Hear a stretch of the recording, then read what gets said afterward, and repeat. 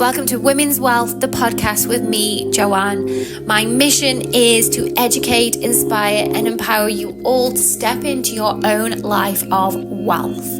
That feeling of being so rich in your mind, body, and soul.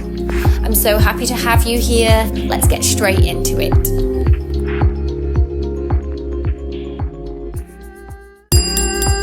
Hello and welcome back to another episode of Women's Wealth, the podcast with me, Joanne. And as always, very grateful, very happy to have you here. If you're returning, thank you so much. And if you've just found me in the podcast sphere, welcome to you. And I have a guest with me today, all the way across the pond in the USA. I have Terry with me, who is the founder of Thor Wellness. And this is a coaching and retreat company. And I'm just going to get straight into this because I feel like we're going to have a lot to chat about today. Terry, what is your mission? Well, Joanne, first of all, I want to thank you for having me as a guest. And you're absolutely lovely. I'm so excited and happy that we have connected. And so to answer your question, what is my mission? My mission really is to push the boundaries in everything in life, to find a way to live on fire, to live all in, all cylinders running and just being as energetic, as joyful, as happy and fun as I possibly can be, and to share that with everyone that I know and anyone that I connect to. I hope that it becomes infectious enough and magnetic enough that people kind of wake up a little bit from the general narrative and think to themselves, well, what is it that I can do to experience that no matter what age I am? I love that. And was there a particular turning point that you sort of reflected on your own life and thought, well, what am I doing? How can I make this bigger? Or changing that path, thinking outside the box? Was there something that sort of triggered that? Or were you exposed to something? How did you get here? Yes, I got exposed to getting really overweight in my late 30s. So after 2 children and a very demanding job, I had many corporate jobs, but I also started my own companies. By the time I was 37, I had about maybe 4 or 5 other companies that I had started and sold and moved on from. And so I was addicted to startups and business and working and being an entrepreneur that I completely ignored the health and wellness aspect of my life. And so by the time I was 37, I woke up at 210 pounds, extremely overweight. I'm 5'3", so it wasn't a good number for me. And yeah, I was pre-diabetic. I was starting to have all kinds of problems, and I was only 37 with 2 kids. So I had a 7-year-old and a 2-year-old at the time, and things were not going well. And so I started trying to figure out, like, what do I need to do to feel better? And of course, one of the things was lose weight. Yeah. And did you find, I'm sure you did, that it was affecting you not only in obviously the corporate world, but as a mother when you were struggling with your weight in that sense? Was that kind of the wake-up call to, I need to do something about this? Or maybe you're not even going to be around for much longer? It sounds dramatic, but did you have that sort of reflection point? I did a little bit, especially after I got hospitalized twice. So I looking back at it now, I believe I was having some kind of a panic attack, possibly. Because once they did an EKG and I went to a cardiologist, they couldn't find anything, but that of course does not mean that there wasn't something starting to happen just because they couldn't find anything in the traditional medical system. But I've never had a panic attack before that. So, and I've never had any since that took me to the hospital. So I ended up in the hospital two separate times on two separate occasions with crazy heart palpitations and chest pain actually that I thought were heart attacks. So that kind of scared me quite a bit. I It was discovered that I had ovarian cysts growing. I had like 18 or 19 of them, all at the same time. They're all gone now. They did discover a heart murmur that I never really ever had before and have not had since losing weight. Pre-diabetic markers, lots of things, like a lot of joint pain, really terrible mood swings. I mean, you name it, I was having it. Yeah, I feel like that's the whole list of symptoms that we sort of say if you're experiencing any of the following. So you put this down to, I guess, not prioritizing yourself. You were busy corporate world, addicted to that. In my head, I see, when you go to New York and it's the Wall Street and people are busy and it's like, well, when you're there on as a tourist and it's like, oh my God, that kind of lifestyle. That's I imagine it in my head, the corporate. And since I've been back, I've been to New York a couple of times now. The first time I was like, wow, look at all these businessmen and women walking around in their suits. But when I've been back working as someone in wellness now, I do look at it very differently. And I do think, like, I wonder if they're getting their 8 hours. I wonder if they're, eating at their desk and running around with, processed food. And are they looking after their health rather than being in awe of, oh my God, look at all these people on Wall Street, to are they looking after that? Are they really healthy? Like, what are they putting at risk? Was that the same case with you? Sort of that came first, you came second, or maybe even third if you had children. I'm guessing you were at the back of the priority queue. I wasn't in the queue. Ah, There was no space for me. I was not on the priority list at all. My name did not make the list of things I had to do every day. so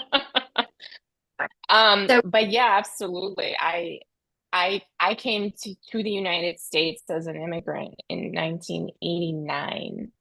And so it's not, I wasn't born here. And my first place that I lived was New York. And so, yeah, I had the same reaction. Although my first reaction flying into JFK, I'll never forget it. I was looking out the window. I was 11 years old, and I did not like it. I did not find New York City to be this magnificent place. It actually gave me a really queasy, nauseous feeling in my stomach as a child who didn't know any better. yeah, Because the energy was dark to me. I felt like it wasn't a great place yeah, for your health. But then I got sucked into the system, and everything here is about achieving external success, achieving status, gaining as much power in the workplace as possible, earning the biggest income, being the star of the corporate environment. Or, if you're in a startup environment, then everybody's chasing the dollar or chasing some kind of a recognition or an award or something like that. And so that's the environment, and that is the culture of business, of course, right?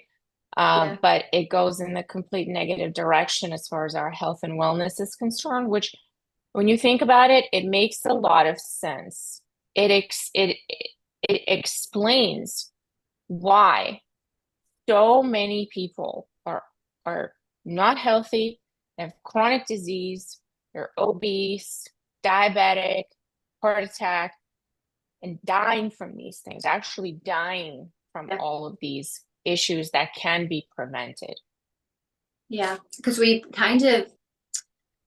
grow up and we live in a world that I know there are some shifts starting to happen, that culture is the one that's celebrated. It's the one that's, you finish school, it's college, university, career, and how far up can you climb up get up that ladder, mortgages, and it's this list of things that we're meant to do. But along the way, no one ever sort of says, but make sure you look after yourself on the way. Make sure you get 8 hours sleep. Make sure you drink 3 liters of water and you eat your fruit and vegetables. That's kind of just, if anything, that tiredness, that 3 hours sleep is a badge of honor. Like, high five, I didn't sleep last night. Amazing. It's kind of the opposite that we're fed into, which then in turn lines a lot of other people's pockets who are in this ladder of, sick people make money. So we have people making money, and then we're making the people sick. And then those people, it's this vicious circle of money and sickness. And I could go on and on and on, but I feel like once you're in that trap, was it hard to get out for you? How did you get out, actually? Tell me.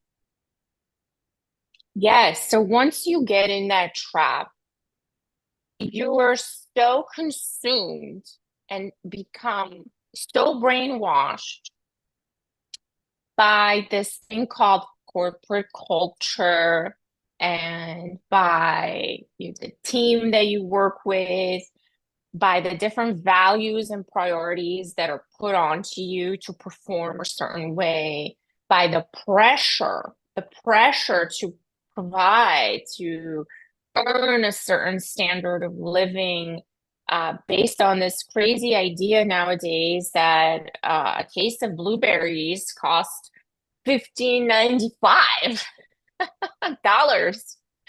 And Yeah. it's like, well, like that's pretty insane, right? So the cost of living has gone up, the standard of living has gone up. Now everybody's got $1,000 cell phone in your household. Everybody's got an iMac, everybody's got this, everybody's got that. And so people feel this immense pressure to continue working even when it's not in their best interest. So what ends up happening when I started on this journey, I had to make a choice. I had to decide, am I willing to die for the iPhones and the iMacs and the new sneakers that are also apparently $1,000 that everybody has, all the children have $1,000 sneakers. Am I willing to die for these things? Because once I embark on this path, a lot of things are going to have to be let go, right? I'm probably going to have to need more time to get myself together, which will obviously take time away from my earning capacity. And so I did it. I couldn't abandon myself to that degree. I had abandoned myself for years, but I couldn't accept allowing myself to die. So that was one of the things I had to do. There was a bit of a dissonance in my head about everything I had believed in the past, everything that I was brainwashed into thinking that I had to be a strong woman. And what a strong woman means is that she has a 16-hour job, she takes care of her kids, she takes care of her house, she has a great social life, she's got lots of friends and lots of events. That was, and she can do everything. She doesn't need anyone, and she can do it all. And so that's the brainwashing that goes on, right? That's what we're made to believe. And so I had to let go of that. I had to say, no, no, no. I need to redefine what it actually means to be a woman. And it's definitely not doing all of these things. That's not the definition as far as what my heart and my gut were telling me. So there's a lot of resistance to that from everyone around me. But I was ready. I was ready when I started. I totally resonate with that, because I know I mentioned when we were chatting at the beginning, I used to be, it's not corporate, but I was a school teacher, and I was struggling in the same ways of 40, 45-hour weeks. And yes, we got good holidays and the pay was good, but working 11 hours a day, not being able to go to the toilet, I was anxious. I was, couldn't eat properly, and my health took the brunt of it. And once I decided to stop all of those same things in my mind were, you know, it's this toxic feminism, I guess, that we're supposed to want to do all of the same things as a man as well. And I grew up like, yes, I can do that. I can work like a man. And then one day I was like, I don't want to do that.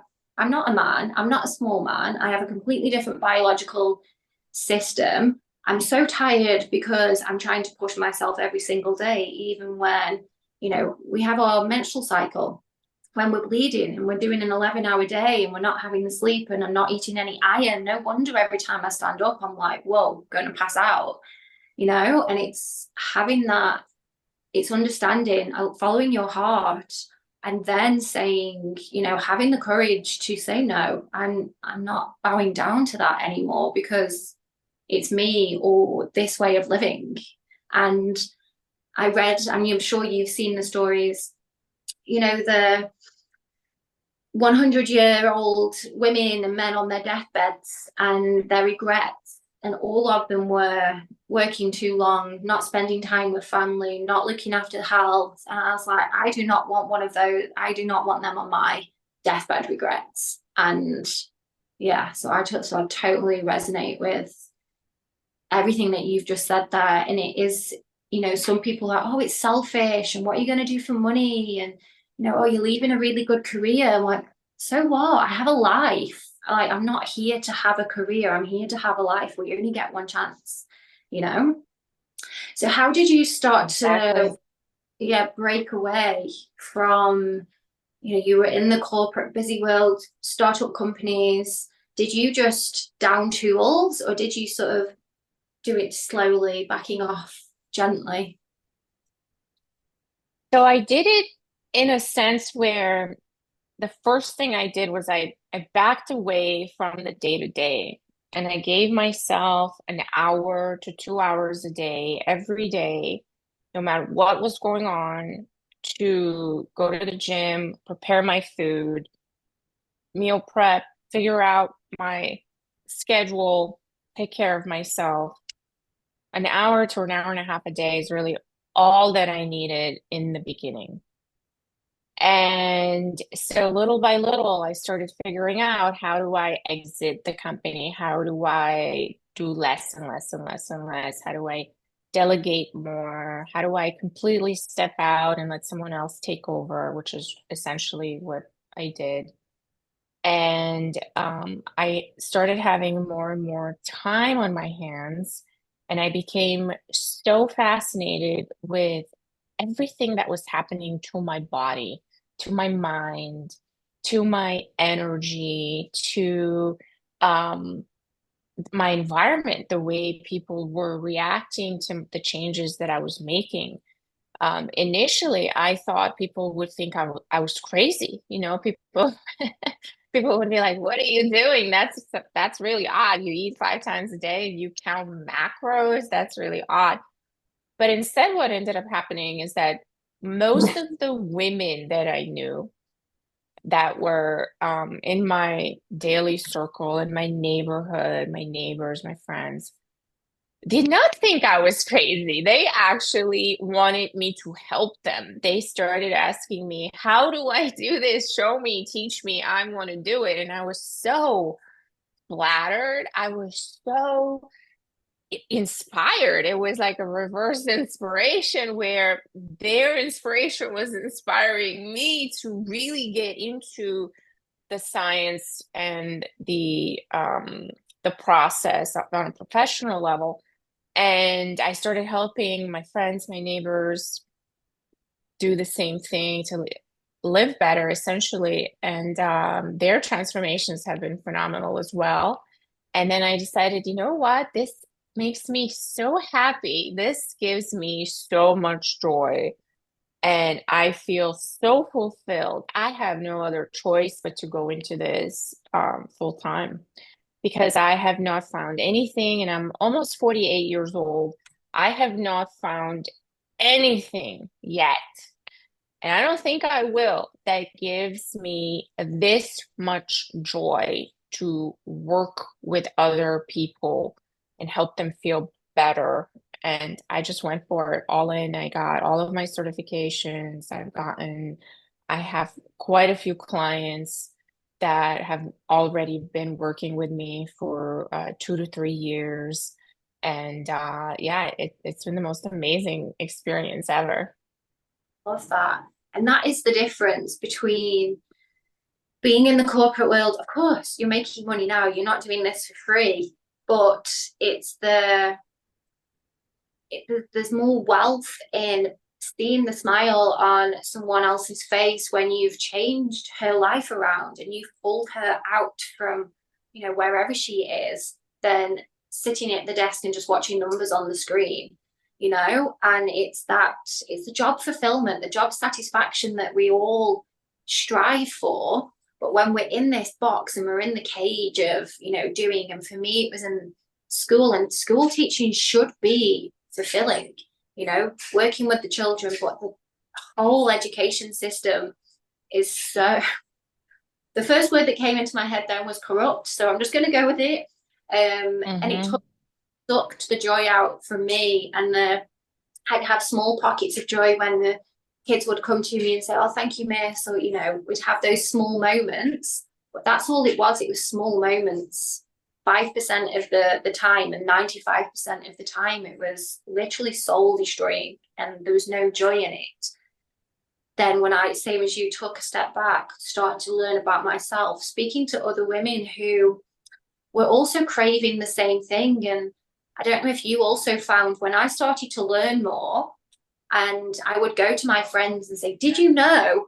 And and were also clueless about their own bodies, their own menstrual cycles. A lot of people I spoke to, a lot of women, they just thought that it was that 7 days, that bleed, not taking into account the whole from day 1 to day 28, or however. I just thought it was my period, my bleed. I'm like, no, absolutely not. And this is why you're struggling with X, Y, and Z. And then just seeing that light bulb moment with them of, oh my God, this explains so much. I was like, right, I'm doing the right thing here, and I can feel this joy changing other women's lives. Do you feel that there's a real, like, women are hungry for this at the moment? Yes, absolutely. Absolutely. And the thing that signals to me that I'm doing the right thing is because as you were talking, I started getting goosebumps. My whole body started getting electrified because I know exactly what you mean.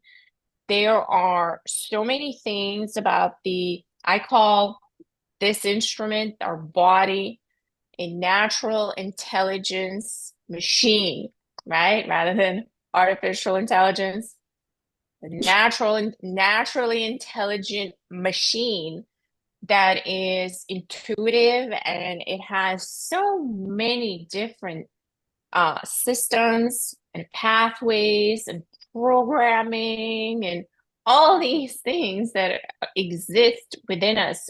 And we are running around without an operating manual.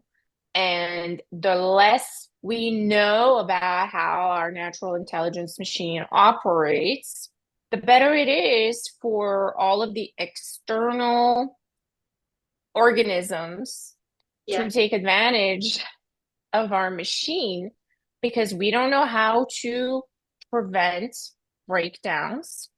We don't know how to fix breakdowns.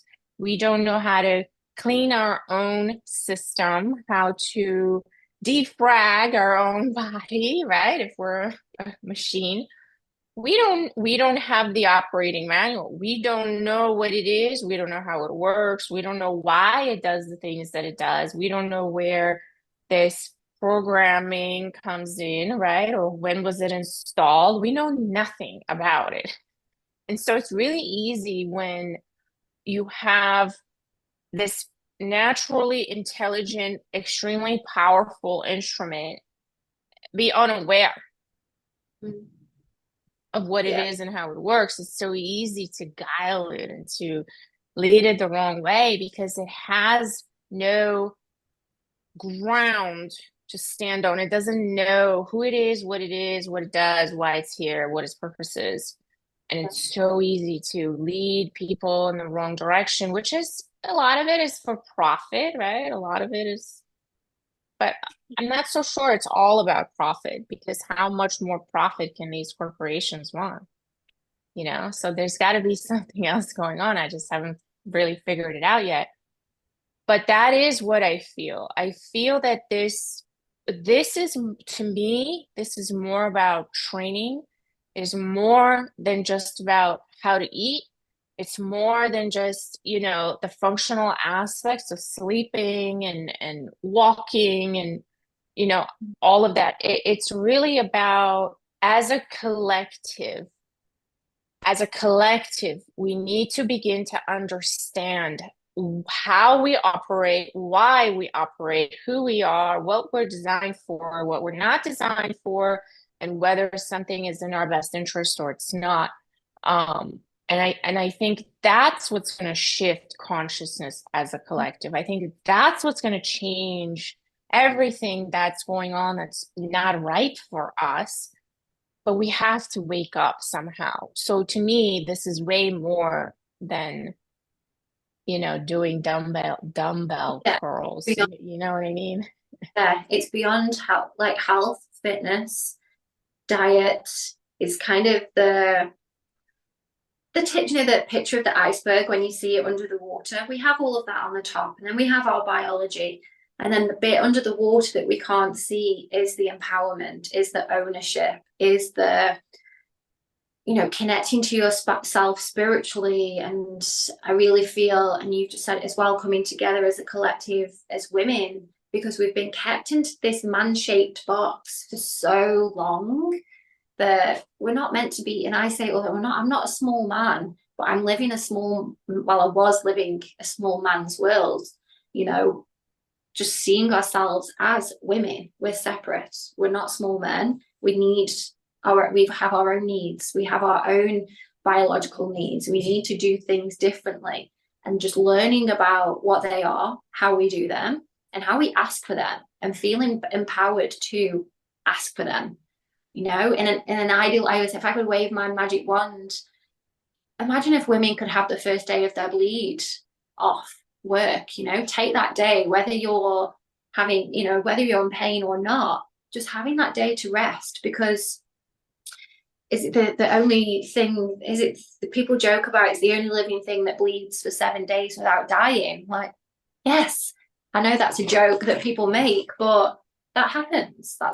That's what we do. But then we're still expected to carry on, 40 hours a week and pushing ourselves. And then when you bring children into the mix, and it is a lot that we need to sort of learn about ourselves to step away from that. Yeah, sorry, I went off on a bit of a tangent there. No, I love this because I know I'm fascinated because here's the thing. So I used to have the worst periods ever. Like they were nightmares for me and everyone around me. I was a monster, okay? It was bad. But I don't have a period anymore. I'm like completely menopausal since almost 5 years ago. So 42 it just disappeared. It it's just gone. And so I celebrate that every day. I'm so happy. And because it was horrific. It was very difficult. And I used to tell people all the time, like, I wish you could understand what it's like to be a woman, to get your period, to truly you were bleeding, and to have to do all these other things on top of that, like work and children and house and this and that and all these obligations. It seems really unreasonable when you think about it, but because it's so accepted and that people expect that, and I'm like, well, where did this expectation come from? Because my body is not liking it. hundreds of years ago, it would have been a thing. We would have gathered in red tents, and it was been a whole spiritual connection. And then when you reached menopause, that would have been another like celebration of, wow, it's stepping into, is it maiden mother crone, isn't it? They go through, and it's celebrated when you get your period, when you become a mother, and then when you step into menopause. But I think even we've lost that, and it's kind of put on us that like, oh no, menopause, and it's something to worry about, and all of these bad things are going to happen. But it did used to be a celebration of, you've reached this, you're the wise, you're wise, you've got learning, you can teach other, pass down your wisdom type thing. And even just going through menopause and the changes that our body has, and again, we're still expected to just carry on. It's okay. And you'll get called this name, a hormonal menopausal, as if it's a negative thing. That actually, no, there's a reason that I feel this way. There's a reason that I'm struggling, and I should be allowed to say, hang on a minute, I just need to take a step back here, because this is going on. We need to look after this. I read something somewhere once, and it said, if men had periods, imagine how different the world would be in menopause if it was a switch, but how much more accepted it would be. So there'd probably be like bleeding breaks at work, and you'd get those days off, and it would be completely different. And just thinking about that, if men did have that, and even the things that men do suffer with, they're not looked at or talked about as much as, men aren't looked down. You say, for example, impotence, it's kind of like, oh, these things happen, but then menopause is seen as like end of the life. That's it, you're done, you're on the shelf. Just how it's viewed so differently. It's always really interests me that the two ways that we're, perceived. Yeah. So with your retreats, and your coaching, so you've got so much. And again, when I use experience, it's life experience, it's feeling and emotional experience, not just experience again in the corporate world on paper, your CV. It's actual felt experience. And do you feel that in your work now that really enables you to do the job and really push through, rather than just that paper experience that we have when we work in corporate? That is such a great compliment you gave me, that I don't think I've ever heard that before. So thank you for that. I do believe that lived experience, and what you just said, I never thought of it that way. Feeling experience, having had enough feelings personally, wow, that is brilliant. Gives you experience to pass down to other people, or to even understand them, right? To have empathy and sympathy for what they're going through, because you have actually felt and experienced that in your own body. That is a superpower. And I've never really thought about it that way, because we always think of feelings and emotions and things that happen to us as a negative thing. We don't ever that is brilliant. Wow. You really, like, you struck something here, because the resume of feelings experience can be vast, and that experience and that resume of known emotions can help people heal when they have the right person working with them. And that's something that you can't buy, you can't study that. It's within us, if you've experienced that. And I would say you experience that to then help help other people as well. Like, these things happen to certain people so that they can then pass it on, you can share it. So thank you for spreading the word, working with women and empowering other women to step into a version of themselves where they are big, they're bold, they're fun, and they really understand their inner workings. So just before we wrap up, is there anything, if you could wave a magic wand, I know we've spoken about so much, so and your mission, but any last words for the women listening to this who might feel like they're stuck, their hands are tied, they're not sure where to go, what advice would you give them? Find a community. Find a community that is doing what you want to do, that is living the way that you want to live, that maybe is making you a little bit nervous, a little bit scared. Maybe you're unsure, your skin starts to tingle when they talk to you about these things. Something just feels like truth, because you will know it. You will feel the truth before you accept it, before you understand it, even. You're going to feel it.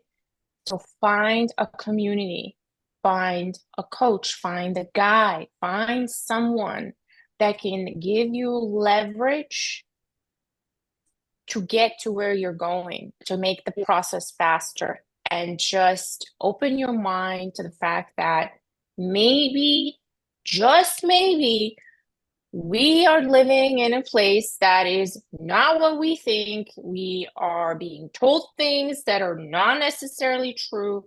And maybe everything is upside down, because that's what I discovered, and life has never been better since I made that realization, because then you just start to live from your true self, your true being takes over when you realize all this stuff is nonsense. Yeah, I agree. I also had that epiphany.